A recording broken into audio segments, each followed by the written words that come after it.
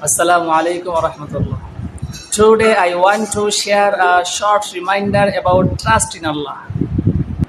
Trust in Allah is the key to peace in our hearts. No matter how difficult life becomes, we must believe that Allah is always in control.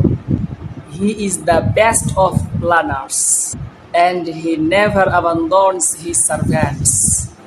The more we trust Him, the stronger we become inside. Even when we don't understand the wisdom behind the situation, we must say, Hasbunallahu wa ni'mal wakeel. Allah is sufficient for us, and He is the best disposer of affairs. So keep making dua, keep trying, and leave the results to Allah. May Allah give us true reliance on Him. Jazakumullahu khairan for listening. Assalamu alaikum wa rahmatullah.